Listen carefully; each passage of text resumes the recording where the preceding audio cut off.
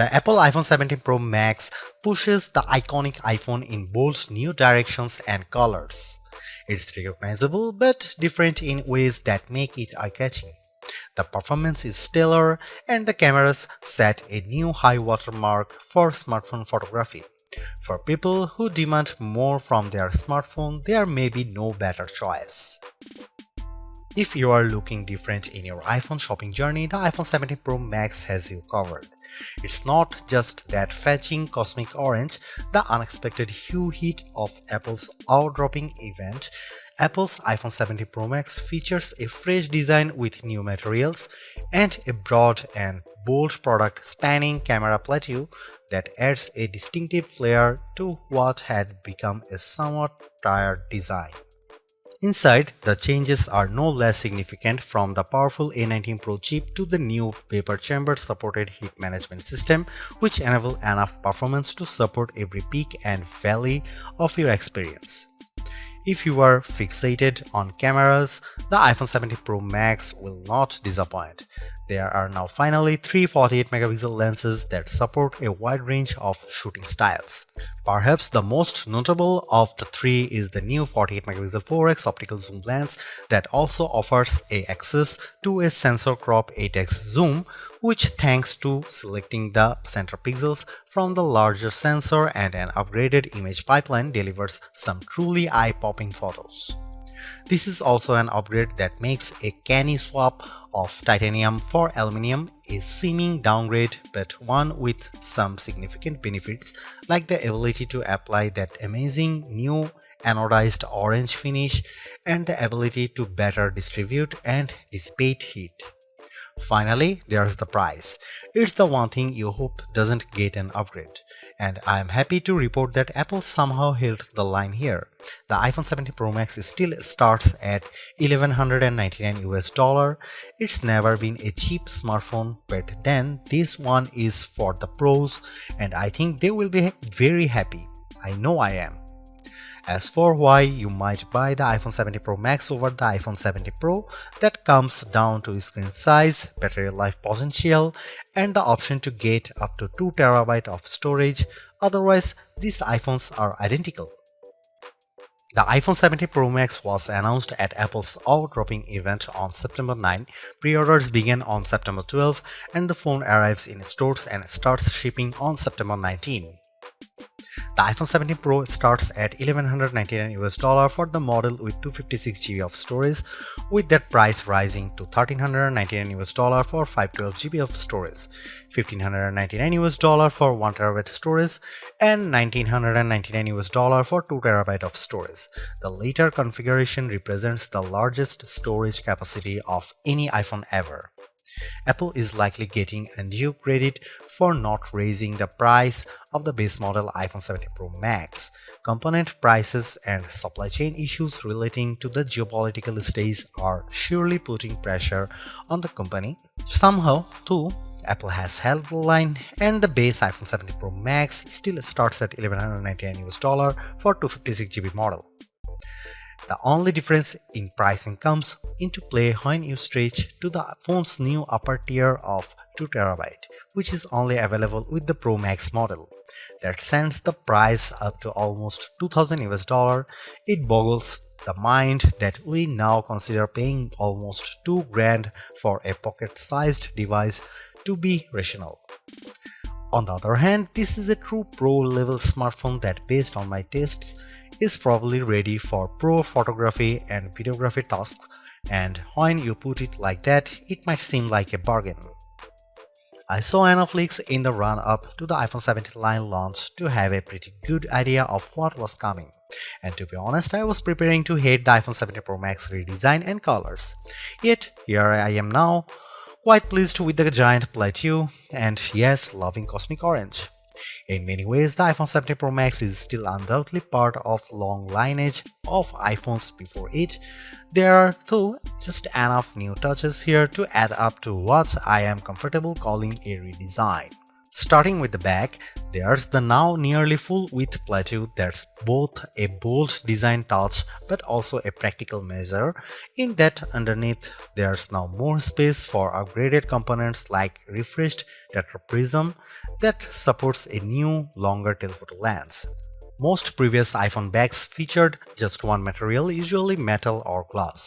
The iPhone 17 Pro Max is a spiffy mix of the two, metal and glass, or rather a larger rectangular ceramic shield cutout with the rest a univity chassis literally carved out of aluminum. Instead of a titanium band surrounding a frame, components and the front and back glass, the iPhone 17 Pro Max's back cascades seamlessly to the side and even curves just a bit around the front to meet the Ceramic Shield 2 screen covers, which reportedly will better protect it from scratches. It will has an incredibly unified feel, and because Apple has radically cut down on edges, the phone feels very comfortable to hold. When it comes to dimensions and weight, the iPhone 17 Pro Max is slightly larger and heavier than the iPhone 16 Pro Max, but I challenge anyone to notice the differences, which can be measured in fraction. The iPhone 17 Pro Max is 163mm tall by 78mm long by 8.75mm thick and weighs 233 grams. By contrast, the iPhone 16 Pro Max was 163 by 77.6 by 8.25mm and weighed 227 grams. This year there are no new buttons to contend with. Along one edge we have the long power and Siri button, and below it camera control. Opposite them is the action button, and below that a pair of volume buttons. There are small differences along the shorter edges. On top, an antenna cutout is now visible, and on the bottom, the pair of speaker grills appear larger. If you want to lie the phone flat, you'll have to place it screen down. Even though the back plateau is nearly the full width of the phone, the tri-camera array still bumps out even further, and between this and the wide metal bump, this phone lies on its back at a slightly more extreme angle than the iPhone 16 Pro Max. The switch from titanium to aluminum provides not only some useful heat management and energy efficiency benefits, it's also opened the door for anodized color options. I don't know where Apple got the idea for cosmic orange, but I actually love it. It's bold without being garish. There's also silver and the very deep and inky deep blue. Apple sort of explained its color choices to me and even the loss of black, but I think this is just Apple mixing things up and possibly giving a nod to all the pro level folks who buy this phone for creative pursuits. Orange is a color that will get you noticed. Apple's redesigned plateau is not just an aesthetic choice, it's a practical one. Underneath that now larger raised platform is a lot of technology, including a new tetraprism to support Apple's longest and highest resolution telephoto lens ever. It's simply one highlight of a stellar iPhone 17 Pro Max camera system. There are a total of 4 cameras, with Apple calling the rear trio fusion cameras. The main camera is 48 megapixel, ultra-wide is also 48 megapixel, and telephoto also 48 megapixel with 4x optical, and the selfie camera is 18 megapixel. Those specs only tell half the story. In general, you are not shooting at the full frame 48 megapixel resolution, or rather, you might be using all 48 million pixels to produce a high quality 24 megapixel or even 12 megapixel to produce an 8x optical quality sensor crop. The ultrawide will by default shoot 12 megapixel macro photos. In virtually every instance, this is a case where less is more. Apple uses all that pixel information and its remarkable image pipeline to deliver fantastic photos with true life colors and exquisite detail. Here are some camera samples of the iPhone 17 Pro Max.